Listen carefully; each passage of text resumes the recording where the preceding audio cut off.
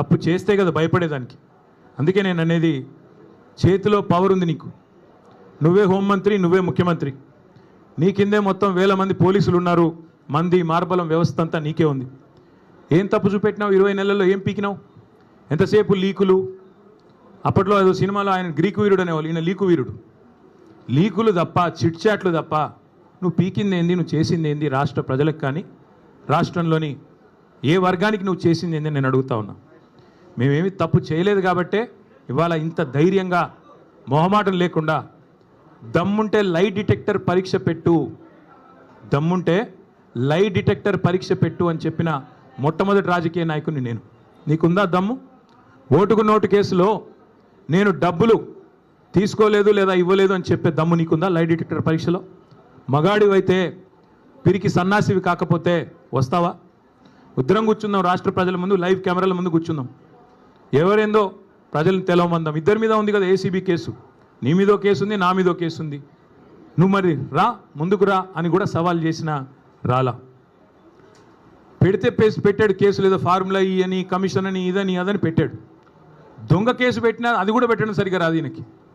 అదే సినిమాలో చెప్తారు, బ్రహ్మానందం గారు దొంగ పాత్ర వేస్తాడు, వేసిన తర్వాత అందులో ఆయన చెప్తాడు, ఆ హీరో గారు, వీడు దొంగ కానీ దొరికిపోవడం వీడి స్పెషాలిటీ అంటాడు. అట్లాగే రేవంత్ రెడ్డి స్పెషాలిటీ ఏంటంటే దొరికిపోవడం, పనికి మళ్ళీ డైలాగులు కొట్టడం, మళ్ళీ వెంటనే దొరికిపోవడం. అందుకే నేను అనేది, మీకు రేవంత్ రెడ్డి గారికి నేను చెప్తా ఉన్నా, నువ్వు సీసీ కెమెరాల్లో దొరికిపోయిన చిల్లర దొంగవి. నీ బుద్ధి ముఖ్యమంత్రి అయినాక కూడా మారలా. చిట్ చాట్ల పేరిట్లో చీకటి భాగవతం ఎందుకు, చీకటి బతుకులు ఎందుకు? నేను అడుగుతా ఉన్నా, స్ట్రైట్గా మాట్లాడుకుందాం రా. నువ్వే డైలాగ్ కొడుతీవి కదా, కేసీఆర్ వస్తాడా, కేటీఆర్ వస్తాడా, రండి అన్నావు, నేను వచ్చిన. నువ్వు పారిపోయిన పిరికి సన్నాసివి. నీ సవాల్ స్వీకరించి నేను వస్తే మాట మీది నుండి తప్పుకుని పారిపోయిన పిరికి సన్నాసివి ఇవాళ చీకటి భాగవతాలు, చీకటి డైలాగులు, మీడియా మిత్రులతో చిట్ చాట్ల పేరిట డ్రామాలు ఎందుకు? ఇప్పుడు కూడా మళ్ళీ అడుగుతున్నా, ఎక్కడ పెడతావో పెట్టు చర్చ, వస్తాను. నువ్వు ఎక్కడంటే అక్కడ పెట్టు. అసెంబ్లీ అంటాడు, అసెంబ్లీలో మైక్ కట్ చేయకుండా చూద్దాం. నువ్వే చెప్పుకున్నావు కదా ఒక పత్రికకు పోయి, ఆ చెంప ఈ చెంప వాయిస్తున్నారు అసెంబ్లీలో అని. భయం నీకు, ఎందుకంటే నీకు రచ్చ చేయడం తెలుసు తప్ప చర్చ చేయడం తెలీదు. రచ్చ చేయమంటే, ఇష్టం వచ్చిన బూతులు మాట్లాడమంటే, గుడ్లు బీకి గోటీలాడతా, పేగులు తీసి మెడలో వేసుకుంటా అనే పనికి మాలిన డైలాగులు కొట్టమంటే, పాత చింతకాయ పచ్చడి లాంటి డైలాగులు అవి వస్తాయి. ఎక్కడికి రమ్మంటావు చెప్పు? జూబ్లీహిల్స్ ప్యాలెస్కి రమ్మంటావా? నీ కొడంగల్ కోటలోకి రమ్మంటావా? నేను నీలాగా పారిపోయే పిరికి పందని కాదు. నువ్వు ఏ చర్చకు ఏ విషయంలో ఎప్పుడన్నా సరే రెడీగా ఉన్నావు. ఎందుకంటే మేము పోరాటాల పార్టీగా పోరాటాల నుంచి వచ్చిన వాళ్ళం తప్ప నీలాగా బ్యాగులు మోసి సద్దులు మోసి వచ్చిన వాళ్ళం కాదు. మరొకసారి చెప్తున్నా, ఇదివరకు చెప్పా, మళ్ళొకసారి చెప్తున్నా. ఇదివరకు ఒక ఆయన ఇట్లాగే బీజేపీ ఆయన పనికి మాలిన మాటలు మాట్లాడితే, ఈ టెస్ట్ పెట్టుకుంటావు, ఆ టెస్ట్ పెట్టుకుంటావు అంటే, ఏం టెస్ట్ పెడతావో పెట్టుకోరా, బొచ్చిమంటే బొచ్చిస్తా, ఏది ఇమ్మంటే అది ఇస్తా అని చెప్పాను. నువ్వు ఏ టెస్ట్ పెట్టినా దానికి నేను రెడీ.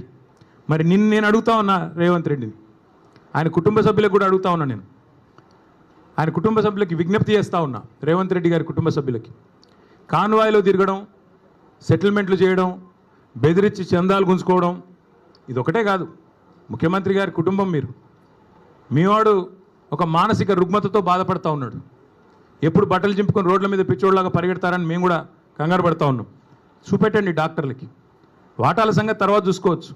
ముందు పిచ్చోడైపోయి బట్టలు చింపుకొని రోడ్ల మీద పరిగెత్తేలాగా ఉన్నాడు.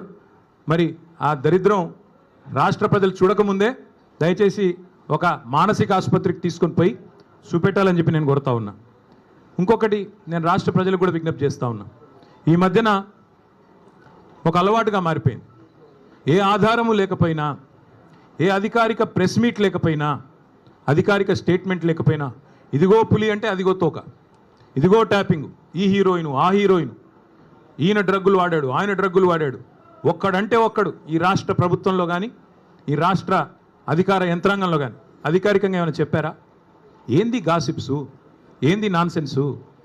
ఎవరన్నా మీకు వచ్చి ఫలానా వాడు తప్పు చేశాడని చెప్పారా ఇప్పటికీ? ఇది ట్యాపింగు, అది కుంభకోణం, ఇది లంబకోణం, అది డ్రగ్స్, ఇవేనా? ఇంకా 6 గ్యారెంటీలు మర్చిపోదామా? 420 దొంగ హామీలు మర్చిపోదామా? ఆడబిడ్డలకు ఇస్తానన్న 2500 మర్చిపోదామా? ముసలోళ్ళకి ఇస్తానన్న 4000 పెన్షన్లు మర్చిపోదామా? రైతులకు ఇస్తానన్న బోనస్ మర్చిపోదామా? ఇదిగో పులి అదిగో తోక అనే వదంతులు పట్టుకునే రోజు మనం అందులో ఒత్తుకుంటూ కూర్చుందాం ఆ ఫోన్లో. ఈ తంబునేలు ఆ తంబునేలు, వీడు ఇట్లా అంట వాడు అట్లా అంట. ఈయన ఇంకా మనకు కావాల్సింది ఈ గాసిప్స్ అడిక్షన్ కూడా.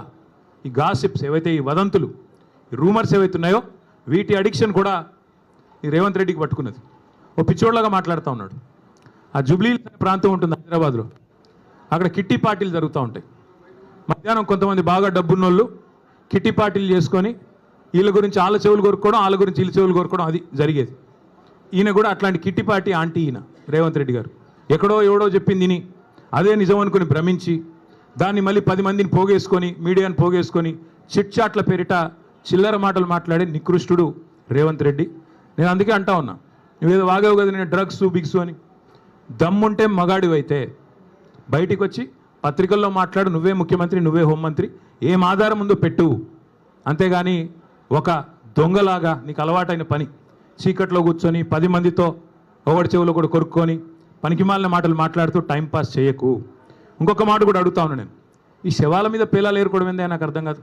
ఎవరో చనిపోతే దుబాయ్లో దాన్ని నాకంట కట్టడం ఏంది? నీ బొందా ఏమైనా జ్ఞానం ఉందా నీకు? అసలు ఏం మాట్లాడుతున్నావు? రాష్ట్ర ముఖ్యమంత్రివా లేకపోతే శవాల మీద పేలాలు ఏరుకునే దౌర్భాగ్యుడివా? నేను అందుకే అంటా ఉన్నాను, నీకు దమ్ముంటే ఆధారం బయట పెట్టు, దమ్ముంటే ఏ టెస్ట్ చేస్తావో చెయ్యి, దమ్ముంటే నీ